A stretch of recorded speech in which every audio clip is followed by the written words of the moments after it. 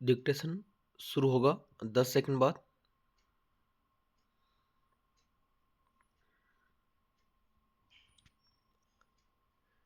बीते दिनों नोएडा में कार डूबने से एक युवक की असमय मृत्यु ही नहीं हुई, बल्कि यह वर्तमान समय के नैतिक पतन का संकेत भी है।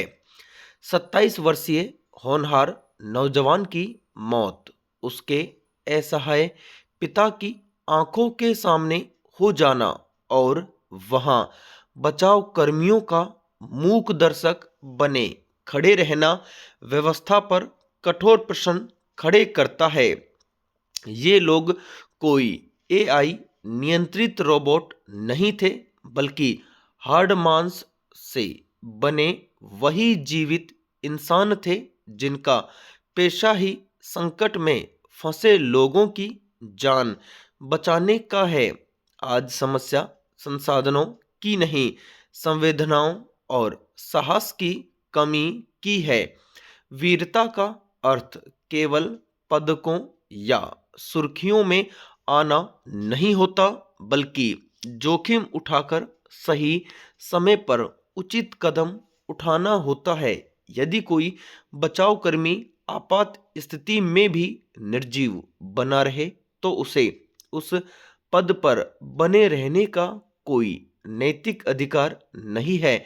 ऐसे लोगों को न केवल जवाबदेह ठहराया जाना जरूरी है, बल्कि बचाव दलों से उनकी छंटनी, प्रशिक्षण और मूल्यांकन भी अनिवार्य है। वरना हम ऐसे समाज में बदल जाएंगे जहां तकनीक तो उन्नत होगी, लेकिन इंसान भीतर से संवेदनहीन। पैरा हम भौतिक सुख सुविधाओं के पीछे इस कदर भागते हैं कि जीवन का असली आनंद भूल जाते हैं। सच्चा सुख अधिक पाने की होड़ में नहीं, बल्कि काम कम में भी पूर्णता खोजने में है। मनुष्य का मन ऐसी छलनी की तरह है जिसे संसार की वस्तुओं से कभी नहीं भरा जा सकता। एक इच्छा पूरी होते ही दूसरी जन्म ले लेती है, जिससे मन सदैव अशांत रहता है। सच्चा वैभव बाहर की वस्तुओं में नहीं, बल्कि हमारे भीतर होता है। जब हम अपनी तुलना में दूसरों से करना बंद कर देते हैं और जो हमारे पास है उसका सम्मान करना सीखते हैं, तभी हमें मानसिक शांति मिलती है।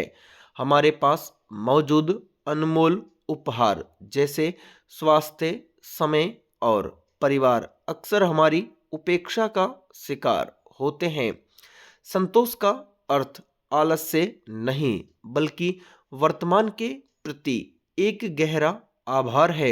यदि मन संतुलित हो तो एक साधारण भोजन भी अमृत के समान और एक छोटी सी कुटिया भी स्वर्ग जैसी लग सकती है।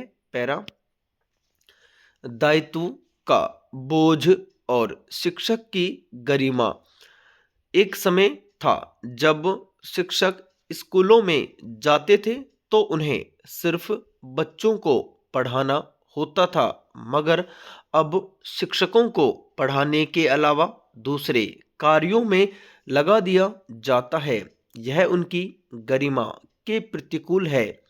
कई बार तो महीनों निर्वाचन कार्य के कारण वे स्कूल नहीं जा पाते।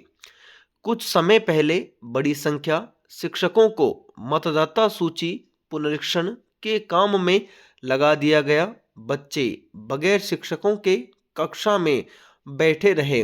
बात जब सरकारी स्कूलों की होती है तो कहा जाता है कि बच्चे पढ़ाई में काफी पीछे हैं, और तो और यह भी कहा जाता है कि शिक्षक ठीक से पढ़ाते नहीं।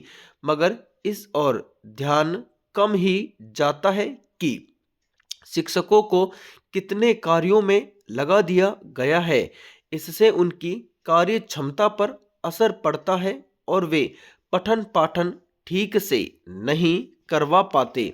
सरकारी शिक्षा में जो नित नए प्रयोग किए जा रहे हैं उन्हें कम करना होगा। पैरा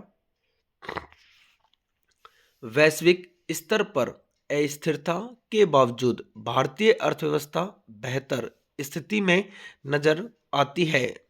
हालांकि आर्थिक गति को निरंतर बनाए रखने के लिए केवल संभावनाओं पर निर्भर रहना पर्याप्त नहीं होगा। इसके लिए ठोस नीतिगत सुधारों और घरेलू मोर्चे पर सक्रियता जरूरी है। विकास की दर स्थिर रखने के लिए उपाय करने होंगे। बाहरी आर्थिक उतार चढ़ाव से बचने के लिए देश के भीतर वस्तुओं और सेवाओं की मांग को बढ़ाना होगा। रोजगार सृजन के साथ युवाओं के लिए नए अवसरों का निर्माण करना विकास की प्राथमिकता में होना चाहिए। राजकोषीय घाटे पर नियंत्रण रख कर ही लंबी अवधि की स्थिरता हासिल की जा सकती है। अब समय नई पीढ़ी के सुधारों का है, जिनमें मुख्य रूप से आम नागरिक के जीवन स्तर को बेहतर बनाना है। वहीं बुनियादी ढांचा तैयार करने के साथ कारोबार सुगमता बढ़ानी होगी।